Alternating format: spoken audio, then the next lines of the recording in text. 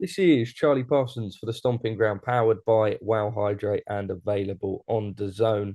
Got the big man here. I believe, Gareth, you're going to be my last interview of 2024, which I think is quite fitting because I'd probably say you're the man I've interviewed most this year as well. How are Well, things? that's amazing, Charleston. Thank you so much indeed. A very, very happy New Year's Eve to you, and I'm sure it'll be banging hot later on. You'll be shaking the moves, probably somewhere near Cheltenham. No, you know what? We are just going to a pub near me, but I'm not even drinking tonight. I'm not either. I haven't got it in me. This last week's absolutely killed me, to be honest. I'm doing a bit of day clubbing tomorrow instead between Are 2 p.m. you?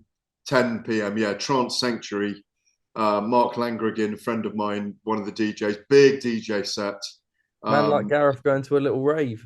Little rave, love a little rave on New Year's Day. It's happened the last couple of New Years, so I'm loving it. But afternoon raving's brilliant because I, you're at home and in bed by 11 p.m. So it's good for me.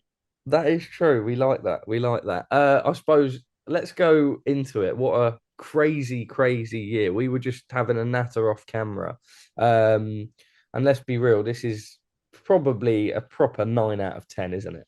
That's exactly where I'm going with it, and I'm going to bang 5 questions at you straight away. Moment of 2024 for Charlie Parsons Or, you know what? personally. The first Usyk Fury fight to me was massive. And also, or Fury Usyk, should I say, it was my birthday the following day where I Oh. had that mad shenanigans with Ryan Garcia. So that would probably be my point. What about you, Gareth? Um. Oh wow. I think witnessing, if we're talking boxing terms, seeing Mike Tyson again up live and personal, getting ready for a fight, having a tiny bit of time with him, that was lovely. But I think watching Better Be Evan Bivol live was just extraordinary, and I can't wait for number two. What about on a personal level? Who you got to interview? What was your most thrilling interview? Because you're kind of outside boxing Oh, at the moment as well. that's a good one. Um, I did a couple of bits with Manchester United, which were a bit outside the box. Is Just that your team? Is it? no, I'm a Southampton fan, but wow, I've got a deal with Man United, so I think that was quite cool to be in Old Trafford, to be in the dressing room. Who Uh, did you interview in the dressing room? uh, Andy Cole, Oh, the old Andy Cole. yeah, Yeah, what a brilliant footballer yeah, he yeah, was. yeah. And then I Reminds interviewed a couple of the current lads recently, but yeah, no, the Andy Cole one was cool. But other than that, I'd say it'd probably have to be another. Oh, I'll tell you what, I interviewed Ronnie O'Sullivan when we launched the Stomping Ground back in March. That was quite cool.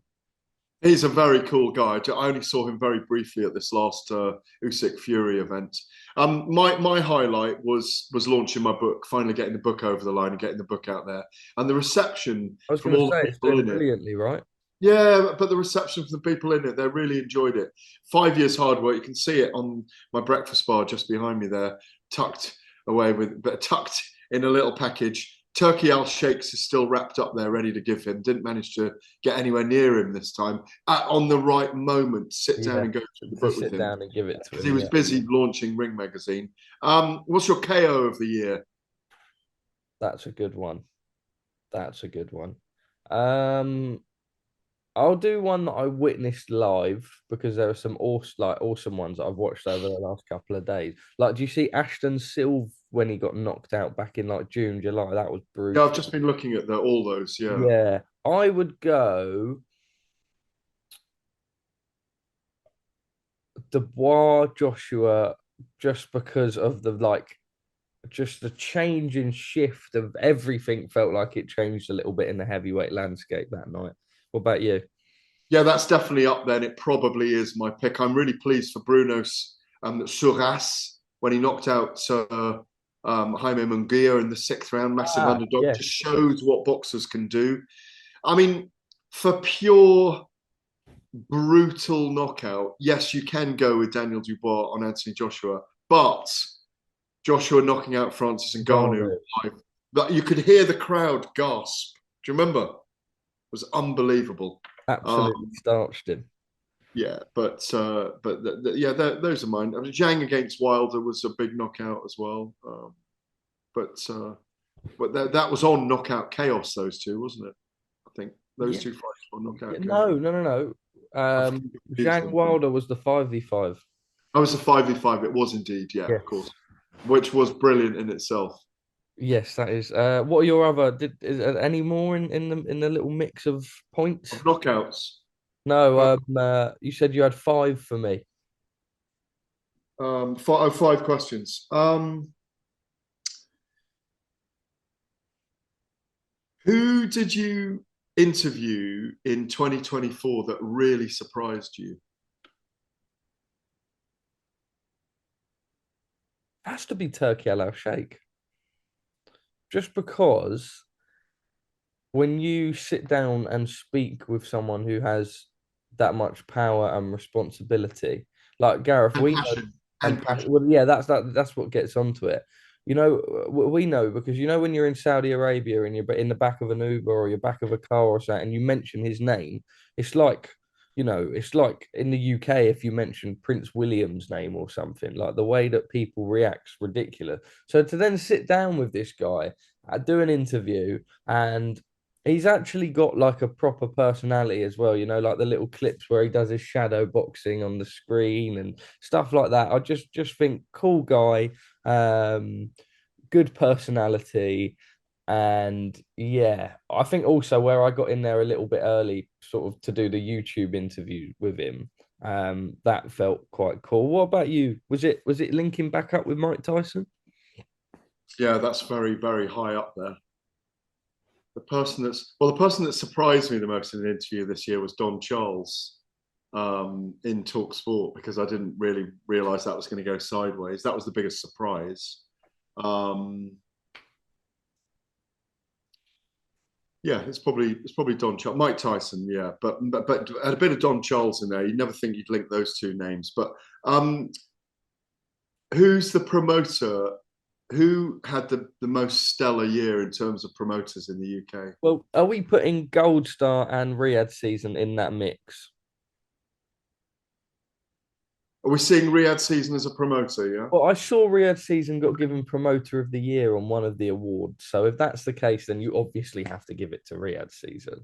However, if Seven you, massive, eight massive events. Yeah, yeah, yeah. however, if you were to Global events. Yeah. remove them from the mix, it would have to I be. think Queensbury had. I Yeah, I think was going to Frank say Warren Frank had most. Warren. What a year he's had! You've got looming round the corner this DAZN deal, which brings everything, well, mostly everything onto one platform.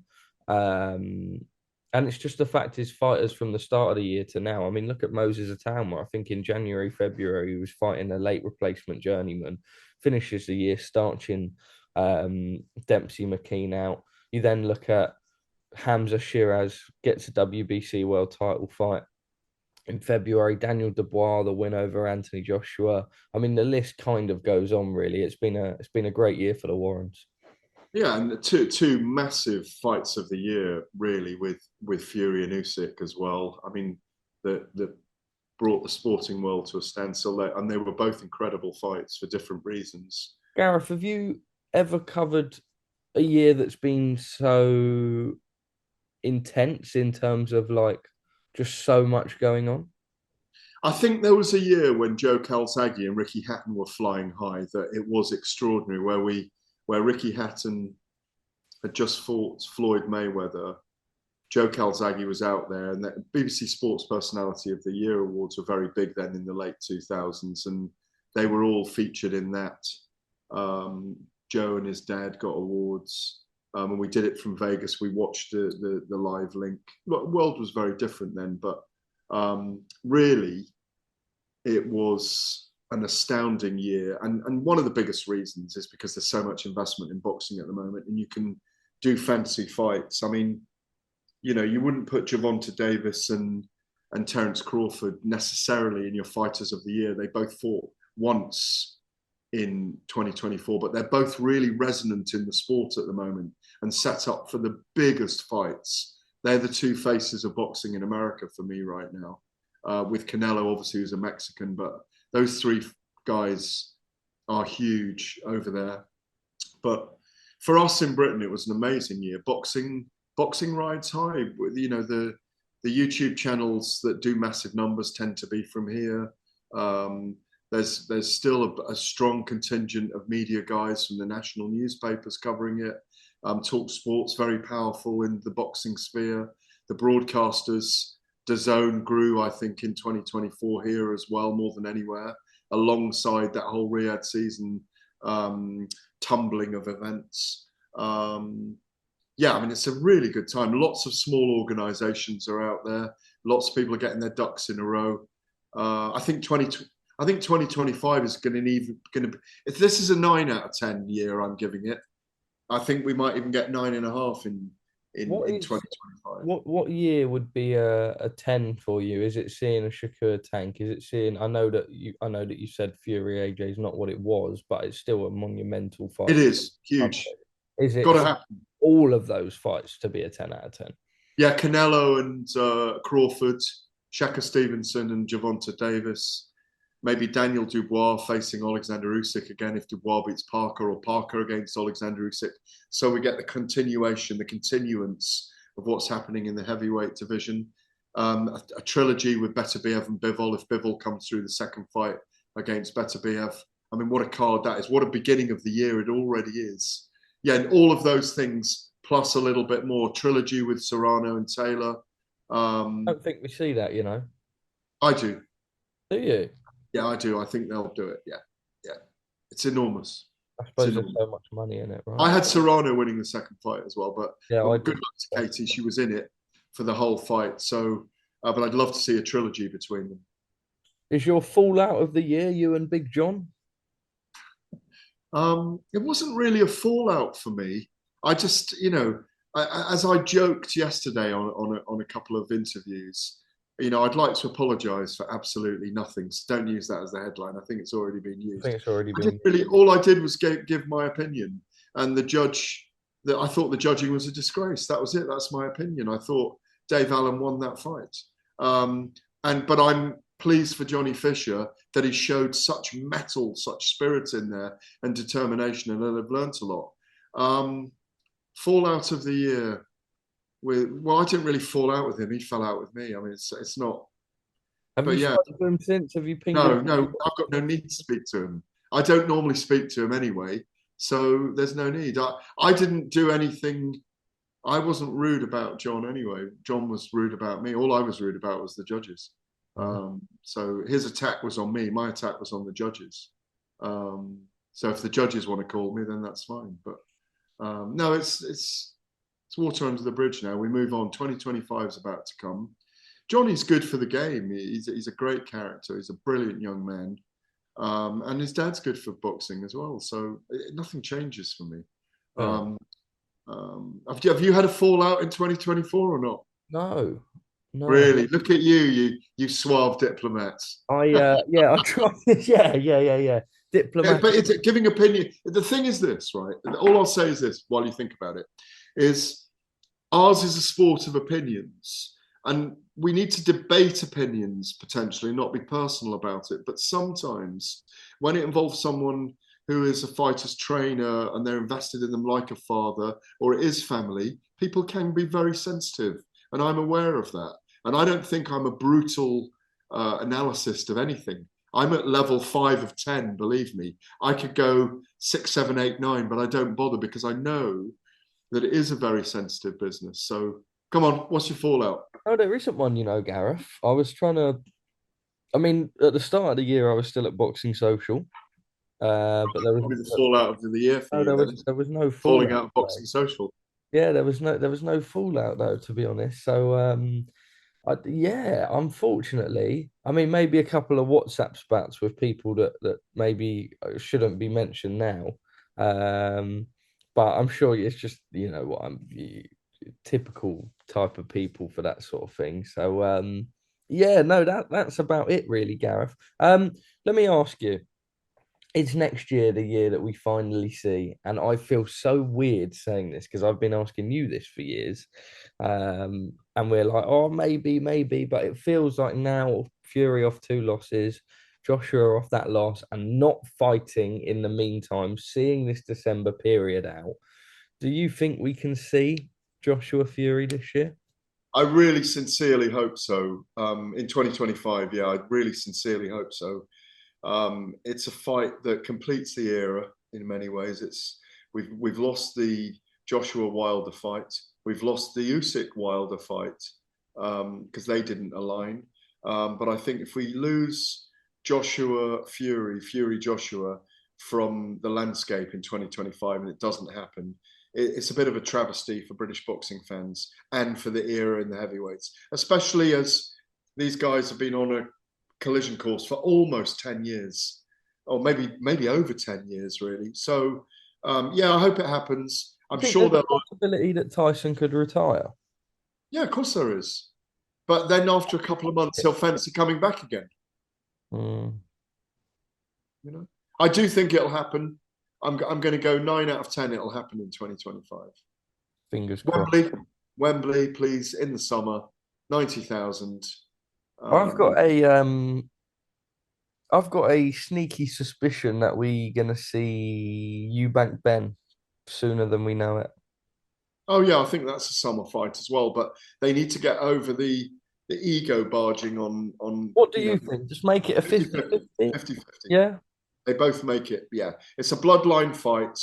The reason it's a great fight is because fathers fought twice in two amazing fights 30 years ago. It's they both bring the same level of name to the event. So I hope Chris Eubank Jr. and his team acquiesce and go back to 50%, not 55%. Because it's a shame if it doesn't happen. He's got all the advantages because it's going to be at middleweight. So, yeah, but I do think we'll see it. There's too much money on the line for both of them not to do it. Do you think, and it's typical boxing, but I sat down with Eddie and I went, is ego really going to let either one of these just kind of knock the 5%? And, and he said they will really stop themselves from making a fight over the case of 5%. Not the I promoter. agree. I believe him. I've seen the argument he had with Chris Eubank Jr.'s manager or his agent or manager. And they're both a little bit stuck in the mud over it, clearly at the moment. And I do think if they don't come down to 50%, I don't think it will happen.